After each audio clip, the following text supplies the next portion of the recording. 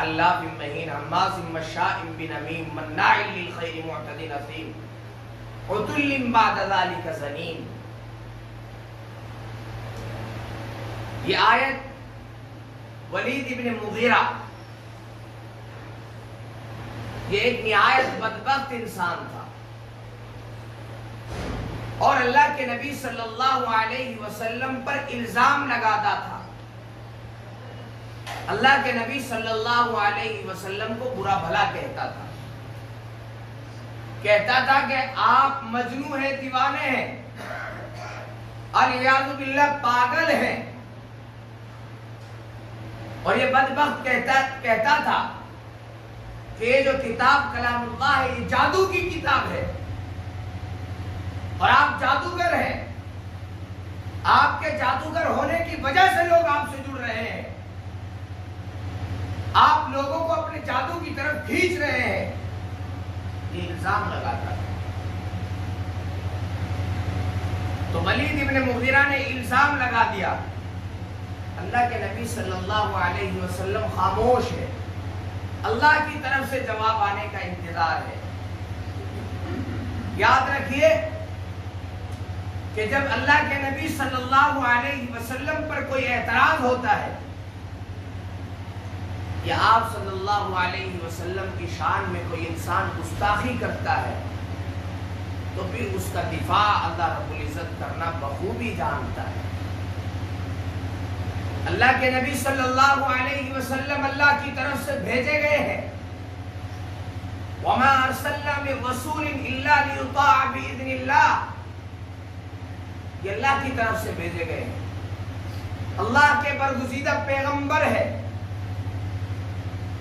اللہ کے احکامات، اللہ کے پیغامات لوگوں تک پہنچاتے ہیں.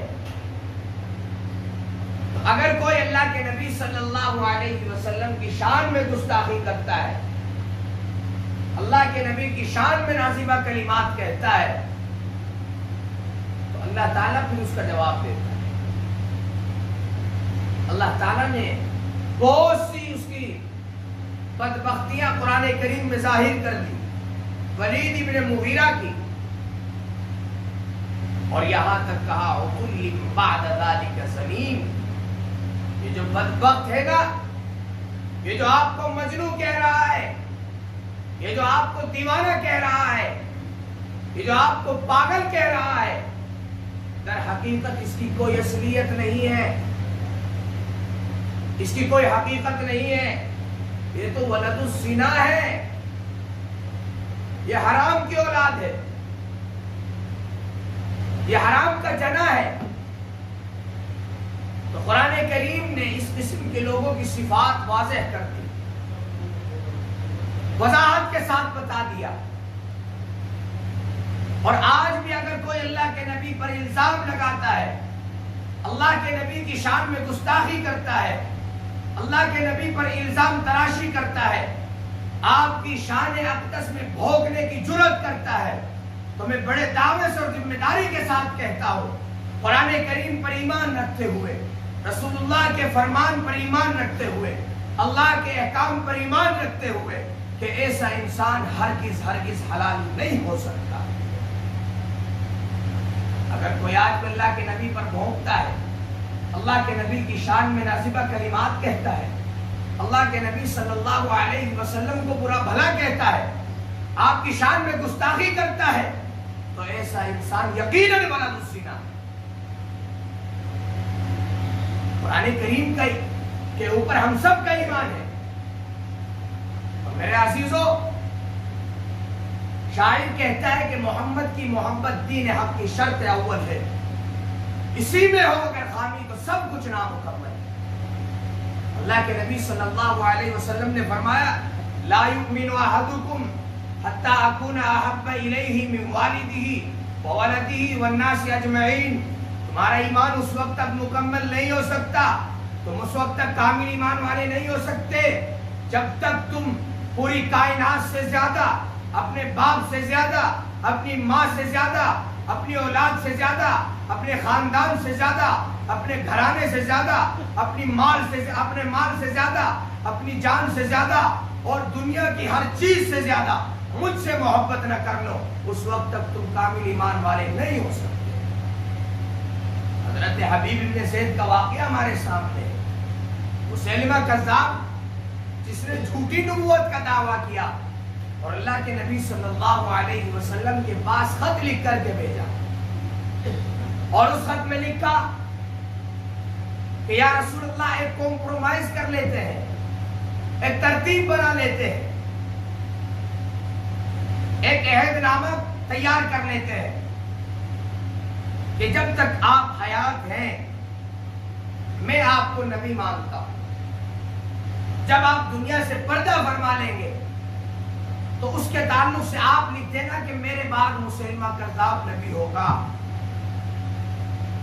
اگر اس بات کو آپ تسلیم نہیں کرتے تو پھر یہ بات کر لیتے ہیں کہ آدھے عرب پر آپ کی حکومت ہوگی، آپ نبی ہوگے، اور دوسرے آدھے عرب کا میں نبی ہوں۔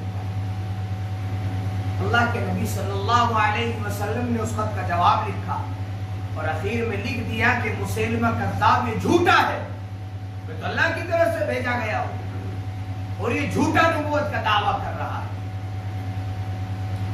تو اللہ کے نبی نے جب یہ خط تیار کر لیا تو صحابوں کی طرف اشارہ کیا اور کہا یہ خط کون لے کر کے جائے گا مسیلمہ کذاب کے دربار میں؟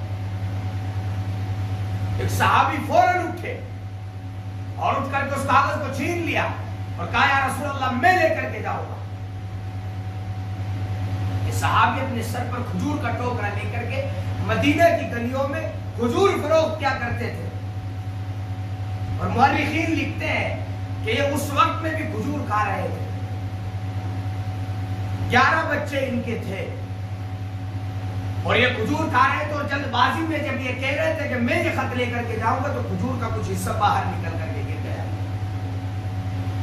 صحاباؤں نے کہا توقف کر لیجئے، ٹھہر جائیے، پہلے اپنی کھجور کھا لیجئے، اس کے بعد میں یہ خط لے لینا۔ انہوں نے کہا کہ میں توقف اس لیے نہیں کرتا، ممکن ہے مجھ سے پہلے کوئی اور اس خط کو لے لے اور وہ اس خط کو لے کر کے مسیلمہ کذاب کے دربار میں جائے، میں چاہتا ہوں کہ اس خط کو میں لے کر کے مسیلمہ کذاب کے منہ پر ڈالوں۔ چنانچہ اللہ کے نبی نے اجازت دی، اللہ کے نبی صلی اللہ علیہ وسلم نے اس کو اپنا بھالا دے دیا اور اپنی سواری دے دی۔ وہ گئے اور جا کر کے مسیلمہ کذاب کے دربار میں اسے گاڑ دیا۔ مسیلمہ کذاب حیران رہ گیا، کہنے لگا کون ہو تو؟ حبیب بن زید نے کہا کہ پہچانا نہیں؟ میں محمد رسول اللہ صلی اللہ علیہ وسلم کا غلام ہوں اور تیرے لیے تیرا پیغام لے کر کے آیا ہوں۔ تو نے جو خط محمد رسول اللہ کو لکھا تھا اس خط کا پیغام لے کر کے آیا ہوں۔ مسیلمہ کذاب نے وہ خط لیا اور پڑھنے والے کو کہا یہ خط پڑھو۔ چنانچہ وہ خط پڑھا گیا، اور جب اس کے آخر میں یہ لفظ پڑھا گیا کہ مسیلمہ کذاب جھوٹا ہے تو یہ آپ بھولا ہو گئے۔ غصے میں اس کی رگیں بھڑبڑانے لگی اور یہ پریشان ہو گیا، اور اس نے ان صحابی کی طرف دیکھتے ہوئے کہا کہ آپ کے پیغمبر کا اور آپ کے نبی کا یہ دعویٰ ہے کہ میں جھوٹا ہوں، تم میرے تعلق سے کیا نظریہ رکھتے ہو؟ حضرت حبیب بن زید نے کہا کہ جو نظریہ محمد رسول اللہ صلی اللہ علیہ وسلم کا ہے، جو بات انہوں نے اس خط میں لکھی ہے، میں اس بات کی حمایت کرتا ہوں اور وہی بات سچ ہے۔ یہ مزید آپ کو بولا ہو۔ اس نے تلوار لی اور کہا کہ میں تمہیں قتل کر دوں گا، اور تم پیچھے مڑ کر کے دیکھو یہ ساری فوج میری ہے، یہاں سے تم زندہ بچ کر نہیں نکل سکتے۔ حضرت حبیب بن زید نے کہا کہ مجھے وہ زندگی عزیز ہی نہیں جو محمد رسول اللہ صلی اللہ علیہ وسلم کے مخالفین کے ساتھ ان کی حمایت میں گزری۔ چنانچہ اس نے تلوار اٹھائی اور آپ کا ایک ہاتھ آپ کے تن سے جدا کر دیا۔ پھر کہا کہ آپ کیا رائے رکھتے ہو؟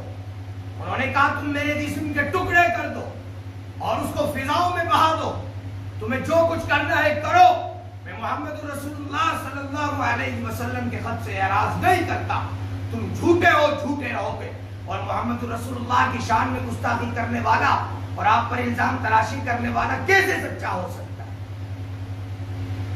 قرآن کریم نے ان کے تعلق سے کہہ دیا وَرَفَعْنَا لَكَ ذِكْرَكَ، ان کو بلندی اللہ تعالیٰ نے بخشی ہے۔ آج کے یہ ظالمین، آج کے یہ بدبخت آ کر کے اللہ کے نبی پر بھونکتے تبرہ کرتے ہیں، واللہ العظیم ان کی کوئی حیثیت نہیں ہے۔ اللہ کے قرآن نے محمد الرسول اللہ کو احترام بخشا ہے، اللہ کے قرآن نے محمد الرسول اللہ کو رفعت و بلندی بخشی ہے۔ آج کے بدبخت آ کر کے آپ پر کلام کرتے ہیں، تبرہ کرتے ہیں، خدا کی قسم یہ ولد الزنا ہے، یہ حرامی ہے۔